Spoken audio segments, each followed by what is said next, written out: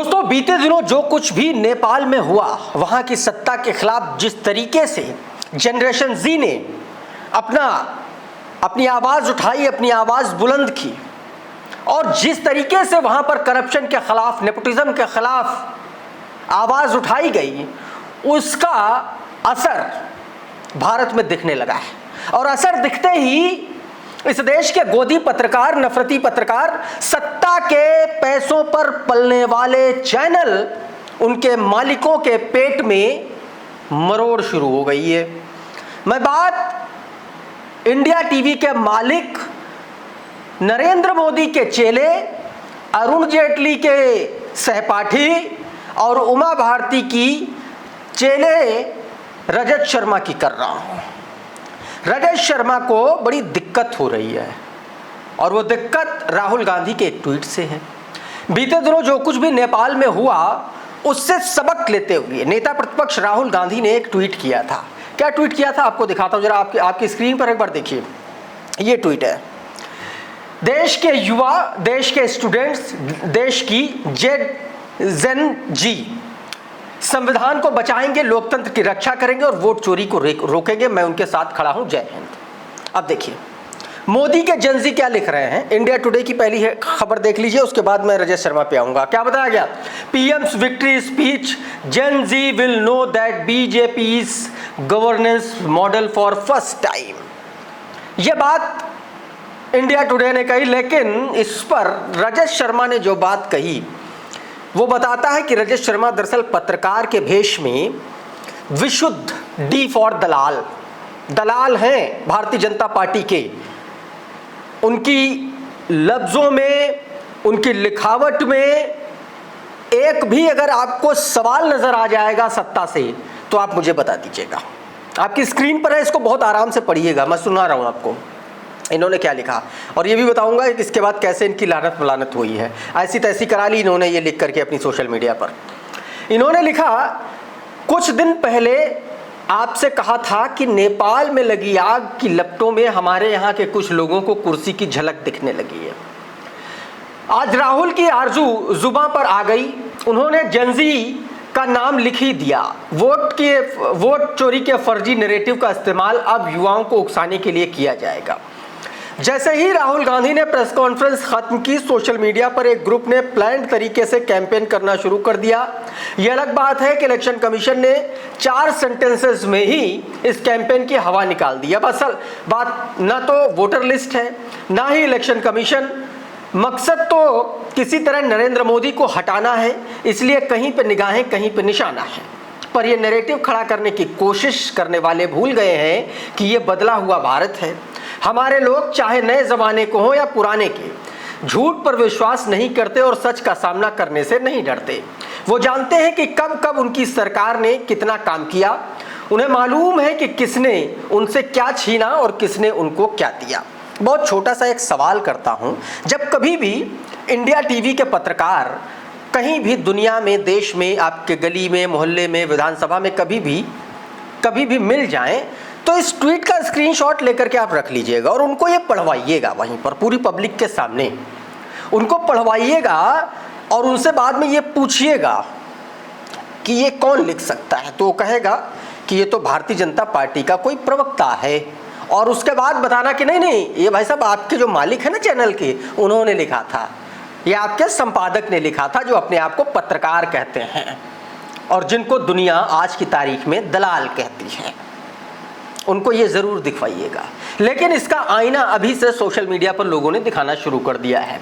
सबसे पहले आवेश तिवारी ने एक ट्वीट किया। अच्छा, प्रेस कॉन्फ्रेंस के बाद भी एक इन्होंने ट्वीट किया था रजत शर्मा ने। उसमें लिखा था, राहुल के बम में कोई दम नहीं, चुनाव आयोग किसी से कम नहीं। ये इन्होंने रात के 9 बजे इंडिया टीवी पर आज की बात जो है अपना कार्यक्रम लेके आते हैं, वो नैरेटिव लेकर के चले थे। इस पर आवेश तिवारी ने लिखा, करो दलाली खाओ गाली, शर्मा तेरी बात निराली, गुप्ता के गुणगान गा रहा, बन गया है तू पूरा जाली मतलब जालसाज। मैं आपको और कायदे से समझा दे रहा हूं। एक और ट्वीट किया इसी बात को लेकर के डॉक्टर मुकेश कुमार ने। ये हमेशा से ही ऐसे थे, बीजेपी के चाटुकार। कभी अरुण जेटली और उमा भारती ने इसके चैनल को खड़ा करने में मदद की, तो कभी मोदी ने। ये जनाब उनका एहसान उतारते रहे, लेकिन इनकी पार्टी और विचारधारा में भी उतनी ही निष्ठा है। बस अगर निष्ठा नहीं है तो पत्रकारिता में, और ये बात उनके इस ट्वीट से साफ दिखती है। ये बात कही है डॉक्टर मुकेश कुमार, वरिष्ठ पत्रकार। अगर कोई पत्रकार एक चैनल के संपादक उस मालिक के इस तरीके के ट्वीट पर यह बात लिखता है, कहता है, तो ये समझ लेना चाहिए इस देश की आवाम को कि पत्रकारिता संकट में है। और इन टीवी चैनल वालों को आप ये समझ लीजिए कि ये पत्रकार नहीं है, भारतीय जनता पार्टी के पेड दलाल हैं। डॉक्टर मुकेश कुमार ने एक बात कही राहुल गांधी के उस ट्वीट पर, जो राहुल गांधी ने जेंजीस को लेकर के एक ट्वीट किया था, उस पर बहुत अच्छी बात की डॉक्टर मुकेश कुमार ने। उन्होंने कहा कि बीजेपी पहले से डरी हुई है, बांग्लादेश और नेपाल की घटनाओं से उसकी घिघी बन गई थी। अब राहुल गांधी ने जनरेशन Z को जगाने की बात कहकर उसके होश उड़ा दिए हैं और वो बदहवास सी हो गई है। अनुराग ठाकुर जैसे नेपो बेबीज इसलिए टूट पड़े, उन्हें लग रहा है कि अगर नेपाल की तरह भारत के युवा भी जाग गए तो मोदी सरकार सूखे पत्तों की तरह उड़ जाएगी। जेनजेड राहुल गांधी के कहने से पहले ही रोष में है। 11 साल से इस सरकार ने उनको कुछ देने की बजाय छीना ही है।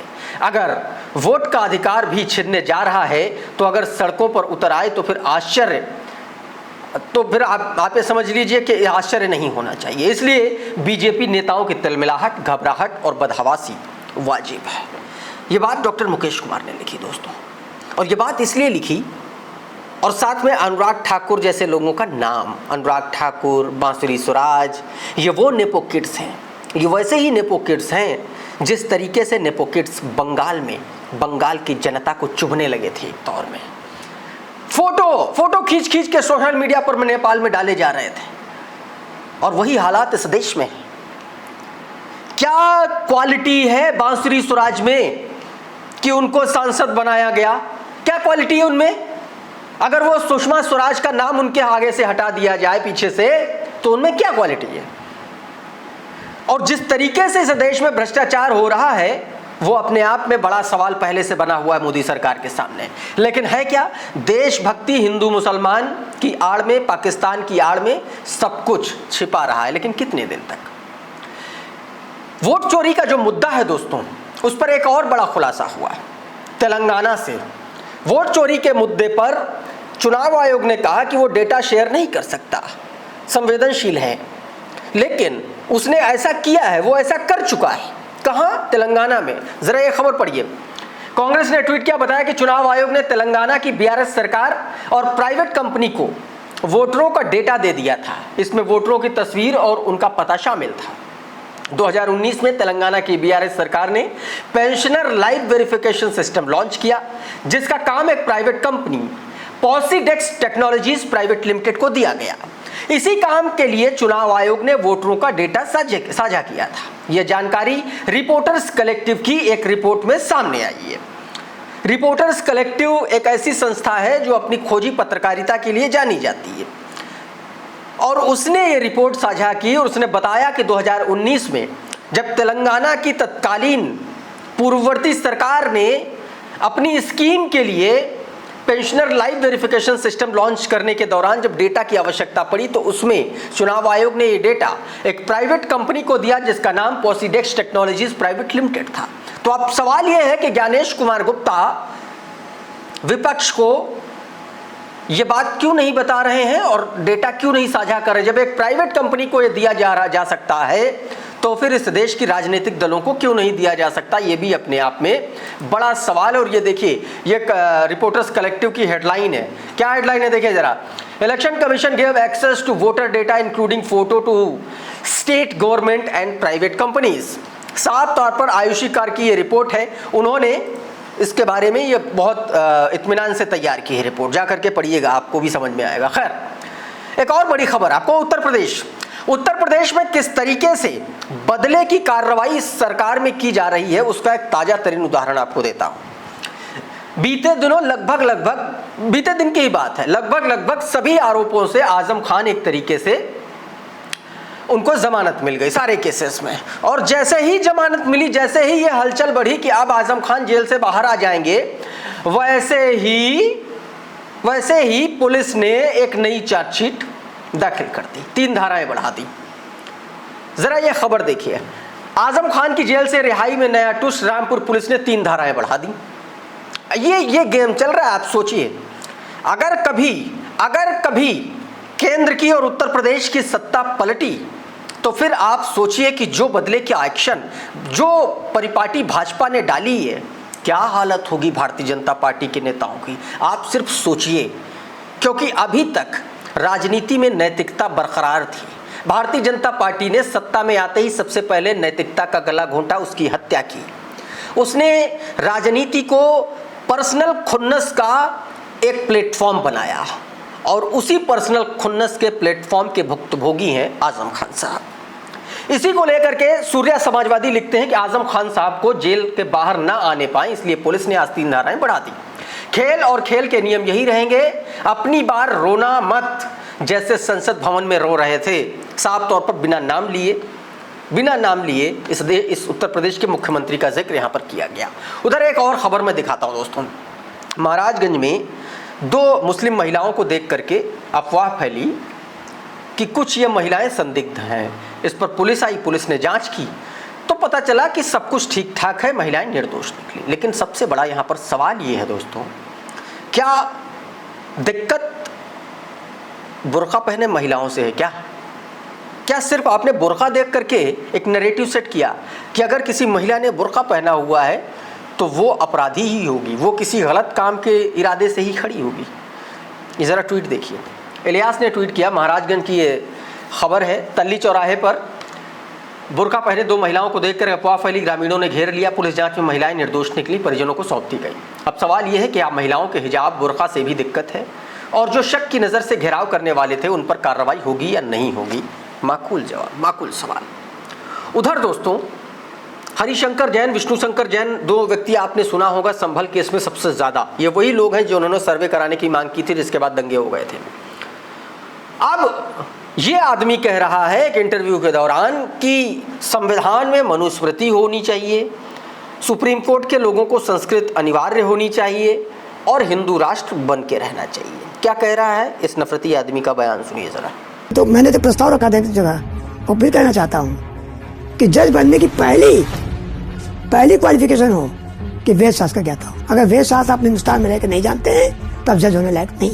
आज नहीं तो कल, इसको आप मेरी बात लिख लीजिए कि भारत हिंदू राष्ट्र डिक्लेयर होगा। और जब हिंदू राष्ट्र बनेगा और मैं अगर रहा तो संविधान में पहली शर्त रहेगी कि न्यायाधीश वही होगा जो वेद शास्त्र का ज्ञाता हो। और इसको ये नहीं है जो राइट टू फ्रीडम, लिबर्टी, प्रजातंत्र, ये सब तो हिंदुस्तान की मनुष्यों की देन है। मगर ये तो शास्त्र भी लिखा है, हमारे ये भी लिखा है कि राजा कैसा हो, न्यायाधीश कैसा हो, वो मानने दिक्कत होती है।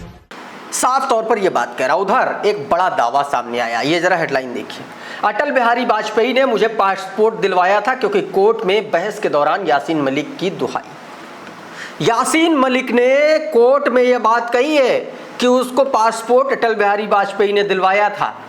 टेरर फंडिंग मामले में, टेरर फंडिंग केस में यह बयान यासीन मलिक की तरफ से आया है। भारतीय जनता पार्टी जिनको अपना पुरोधा मानती है, ये उनके बारे में बयान है दोस्तों। चलते चलते एक खबर मैं और आपको दिखा देता हूं, और यह खबर नशे के खिलाफ अभियान के तौर पर देखी जानी चाहिए, क्योंकि जैसी बातें अभी जो मैं वीडियो आपको दिखाने वाला, ऐसी बातें कोई आदमी अपने होशो हवास में नहीं कर सकता। इसलिए नशे से दूर रहें, क्योंकि नशा करने के बाद आदमी उल्टी सीधी बातें करने लगता है। ज़रा ये वीडियो सुनिए और अपना माथा पीट लीजिए या हंसिए, देखिए ज़रा। नमस्कार मोदी जी, मैं जन्मदिन की अनेक अनेक बधाइयाँ, जन्मदिन मुबारक हो, हैप्पी बर्थडे, ये तो सारे आपको बोलते होंगे और हज़ारों लाखों करोड़ों लोगों ने आपको बोला होगा। मैं ऐसे मौके पे लिबर्टी लेना चाहता हूँ ये बोलने की मोदी जी कि एक तो मैं आपको नॉर्मल ह्यूमन बीइंग नहीं समझता। इसका ये मतलब नहीं कि आप जो है कुछ, इसको मैं आपको एक्चुअली विष्णु अवतार समझता हूँ। एक इसलिए विष्णु अवतार कह रहा हूँ मोदी जी कि जब से आप आए हैं, ये देश जो है, ये देश ने एक ऐसा परिवर्तन देखा, ये देश के लोगों ने एक ऐसा परिवर्तन देखा कि जो मैं इमेजिन भी नहीं कर सकता, मैं सोच भी नहीं सकता था। इसलिए मैं आपको विष्णु अवतार कहता हूँ। देशवासियों को कहना चाहता हूँ कि आपने करोड़ों अकाउंट खोले, एक अकाउंट हम मोदी जी का खोलते हैं और 140 करोड़ जो लोग जो हैं वो 1 रुपया डेली आपके अकाउंट में हम डालते हैं। एक दूसरा, हमारी जिंदगी का 1 मिनट हम मोदी जी को हवन के माध्यम से अग्निदेव को और देवताओं को निमित्त बनाकर, साक्षी रखकर आपको गिफ्ट करते हैं। इस वीडियो में बहरहाल इतना ही। बहुत बहुत शुक्रिया, बहुत बहुत धन्यवाद। आप जुड़े रहिए द लाइव टीवी के साथ। नमस्कार।